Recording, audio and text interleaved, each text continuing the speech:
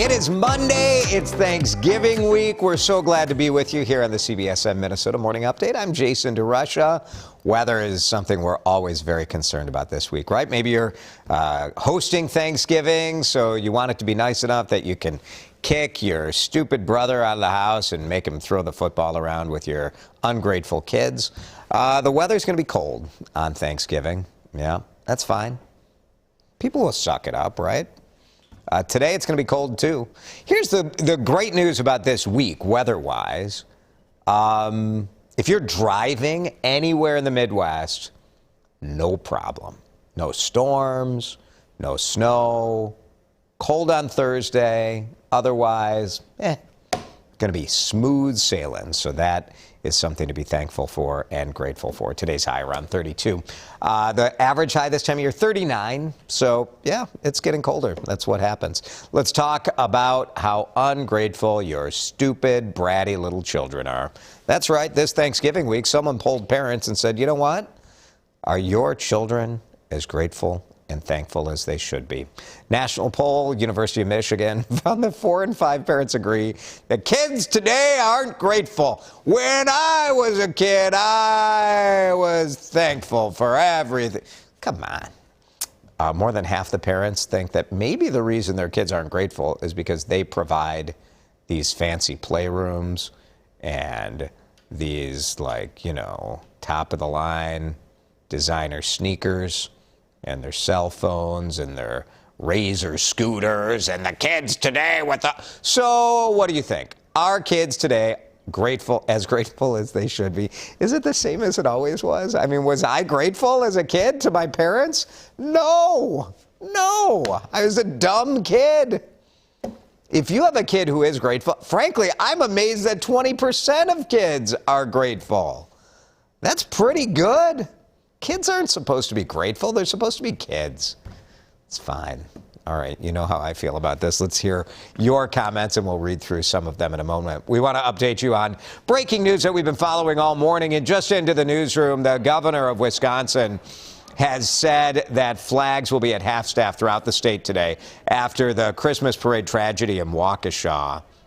About 5 people killed, at least 5 people killed, somewhere around 40 injuries. The driver of an SUV plowed through the crowd at this Christmas parade.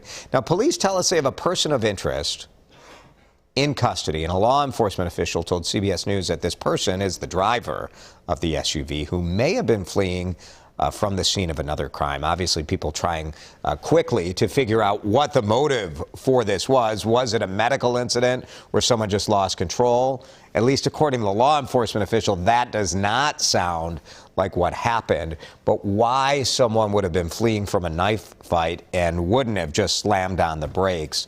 Lots of questions about that, so we're hoping to learn more today. In Minneapolis, 4 people are hurt after state troopers say a wrong-way driver caused a head-on crash on 35W. Boy, so scary, right?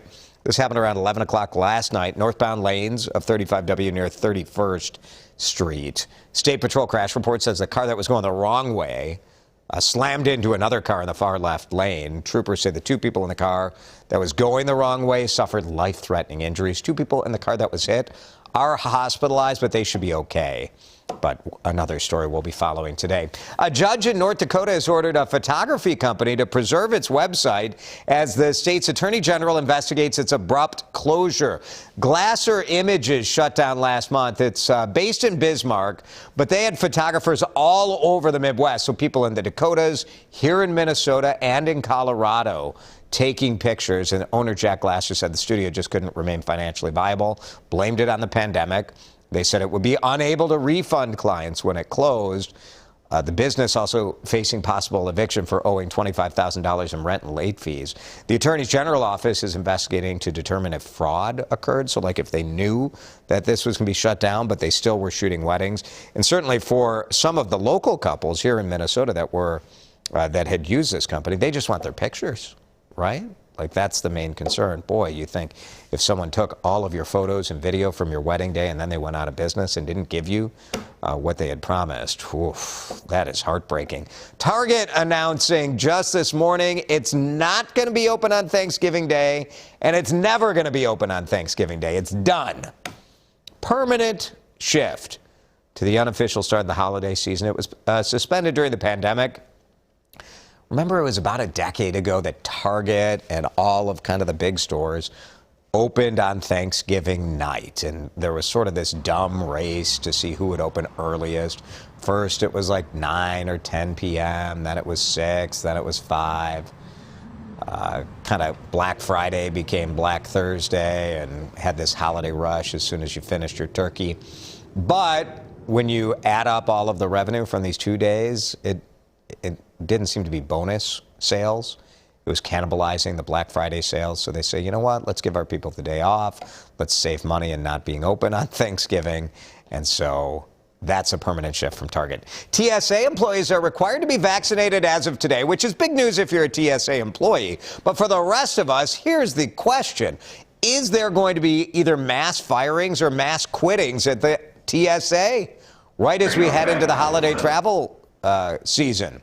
So the TSA says most of our workers are complying, and we thought, well, that's cool. And then you look at the numbers, and 40% are not. So, yeah, 60% are most of your employees. But if you had to fire 40% of your workplace, my goodness. AAA saying more than 53 million Americans are going to travel for the Thanksgiving holiday. Most will drive, but we've already seen airport business picking up. Let's talk about gas prices. They've held steady over the past 2 weeks, which is good news. It sort of was looking like, gosh, are we headed to $4 a gallon? Here in Minnesota, locked in around $3.17. National average is $3.40, and that is sort of being messed with because of California. So you see the cheapest at Tulsa, Oklahoma, where I believe they just take the oil right out of the ground and you can just like insert it immediately into your car in Tulsa, so it's a little cheaper. San Francisco, I don't know what's going on in California, but the gas prices there have been near $5 a gallon.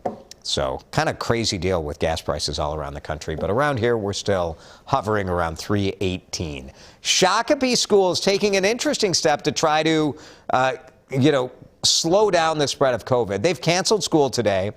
And they canceled it tomorrow and said, okay, instead of a 3-day Thanksgiving break, let's add 2 more days on it, count the weekend, and that means 9 days in a row where kids won't be in the school. They know people are going to gather, right? A couple friends will hang out. But the hope is that by not having all of these kids, buddy, that's not how you wear a mask, all of these kids in the school, they hope that'll be a good thing, and they won't have to go to distance learning because they say COVID is spreading. Let's show you what we're watching for hospital numbers today. Latest numbers show statewide more than 1,400 people have been hospitalized because of COVID-19. That is the highest number since last year, before the vaccine was widely available. ICU beds, here's the thing about ICU beds, right? They're designed to be tight. You don't build ICU capacity to have 40% of them empty, but only 19 ICU beds free all around the state as of this moment, which is a big issue. Obviously, if you have a critical car crash or you have some sort of massive medical emergency, there are only 19 beds available. Make it 2 straight wins for our Minnesota Vikings experts. Big news for Justin. You know, the Vikings played the Packers yesterday, and we thought, who knows about packing? How about a grocery bagger? He's got to pack that bag. Makes a lot of sense, doesn't it? Justin works at... What? You're saying it doesn't make sense? That's sort of the point. How dumb can we make these connections? We're still trying to find an expert for the 49ers.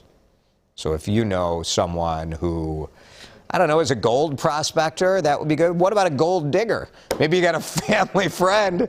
Huh? Think about that. That would be a great Meet the Expert for us. So if there's a gold digger in your life, please send an email to me, and we'll put them on the thing. It'll be great. You know that the Vikings won. I don't have to tell you any more about that. Tiger Woods says he's, quote, making progress after the crash he was in February. Do we really know what happened with that car crash? I don't know. He was speeding. But look. Bloop. 3-second video. I mean, they could have rolled a longer video, right? But he's got a compression sock. So you see him taking just hitting some balls, as you do if you're Tiger. But this is really great to see because it looked like he had such a severe leg injury from that crash that it was possible he would never golf again. He may well not golf competitively, but the fact that he can get out there and hit a bucket of balls, that is good news. So that video on Tiger Woods' Instagram. Of course, Tiger not playing in any tournaments or anything, but good to see.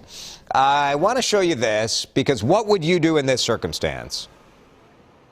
This armored truck, for some reason, the doors popped open while they were on I-5 in Carlsbad, California. Highway Patrol said these bags of cash started flying all over the highway. So, of course, people stopped their car and grabbed the cash, right? Hey, it's my lucky day. It's mostly 1s and 20s in these bags, but still. If you thought you could keep it, first of all, you're an idiot, right? Like, does anyone think like, hey, I guess it's free money. Bank error in my favor. No, they said they have lots of video, the Highway Patrol.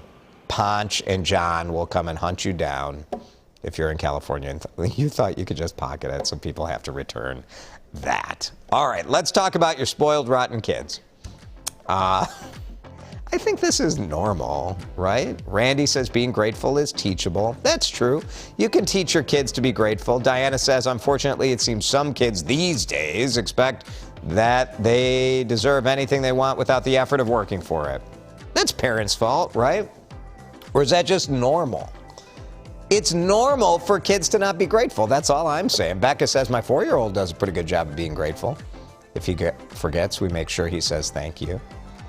I always struggle with this one, you know. As a parent, it's sometimes annoying when parents are like, say thank you, say thank you, hug your sister. Kids are kids. It's fine. It's fine. They're grateful. They'll be grateful when they're older. I wasn't grateful to my parents, and I was wrong. Like, my parents were amazing. What a great childhood I had.